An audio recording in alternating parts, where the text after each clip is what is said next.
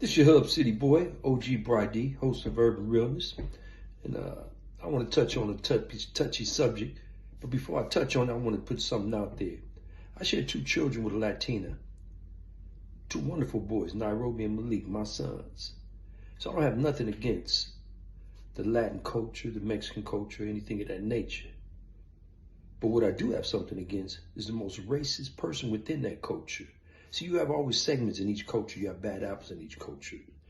You have people like a dude named Bird from Avenues who currently is doing a life sentence in federal prison for simply killing a brother for living in Avenues neighborhood. You have another dude named Froggy from Florencia 13 doing a life sentence in federal prison for shooting a brother and hate crimes and killing a brother.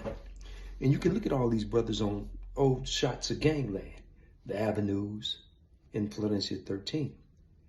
Now, with that being said, these are bad segments of that culture. Mexican culture is a beautiful culture. We're going to give them that, you know. Yet in the same token, the Southern California Hispanic gang member is the most racist individual in California. And they always pump that, the raza, the raza, the raza. Well, it's not the raza that's racist like that. They always say, pero the raza. Okay, well, if you really want to know the truth about it, for you ignoramuses, the indigenous people of this continent, of the North American continent, are the Incas, the Toltecs, the Mayas, the Olmecs, the Aztecs. And when you look at the Olmecs, when you see the Olmec heads, they're dressed like Kushite warriors. They have cornrows and so forth, because we came over here before anyone. So if you go down to Chichen Itza to the Temple of the Warriors, you'll see people that look like me, my complexion, and people that look like the indigenous people of this continent fighting side by side, naked Norsemen. Because the Norsemen were the ones that fought nakedly at that time in life, in world history.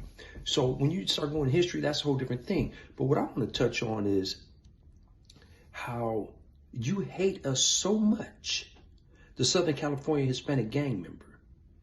And they're roughly 50 to 100,000 of you in Los Angeles County alone, or in Southern California. You hate us, yet you listen to our music. You wear the clothes that we wear. Your generation now uses the N-word. When I was coming up, you'd be a 32 in the waist and you'd wear size 48 pants, pulled all the way up here and be standing up, choloed out. But you're no more cholos in this generation because you're sagging, you wear Jordans. I remember when FUBU came out, For Us, By Us. Do you know how many Southern California Hispanics I seen wearing FUBU jerseys, even though it was For Us, By Us? So what I want to touch on is there's a guy, American Cholo, named Gil.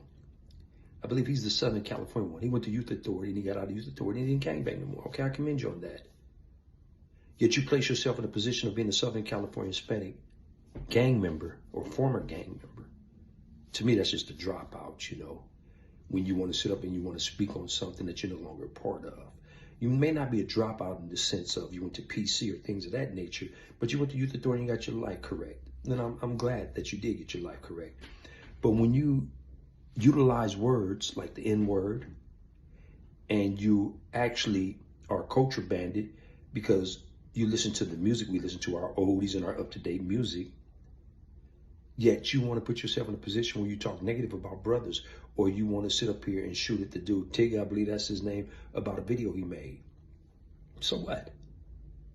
It's a video. You guys are more, the Southern California Hispanic gang member, that's all I'm speaking on, are more whitewashed and more racist than anyone in the state of California. My sons, I asked my son one day, I said, why you don't hang with the young Mexican kids at school? He said, because they're racist, Dad.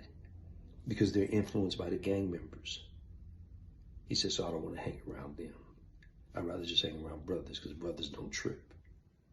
Now, that's a cold thing for a child to say that's just going to high school. So I just want to point out, you know, you claim that lowrider is something that you started. Actually, the first person to put hydraulics in the vehicle was a white boy. Do your homework. And you didn't just start low riding. Low riding doesn't belong to you.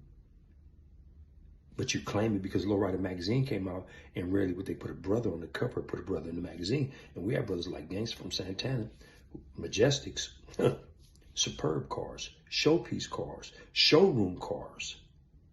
And he had to battle just to even get a play for Lowrider magazine. And it wasn't because Lowrider magazine was racist itself. It was the backlash it received from the Southern California Hispanic gang member ties community. So, you know, it is mind-boggling to me when I look at the new brand of the Mexican gang member and I see him sagging. And I see him in Jordans. And I see him with a fade. And I see him with the swag that young brothers have. And I see him with a backpack. This is something that the young brothers started because they start emulating the rappers who were carrying backpacks. You know, so it's just mind-boggling to me that you can see a black rap song come on and you'll see a group of Hispanic young kids and even the gang members, and they'll know every word verbatim and they'll be bobbing their heads, bobbing their heads, bobbing their heads.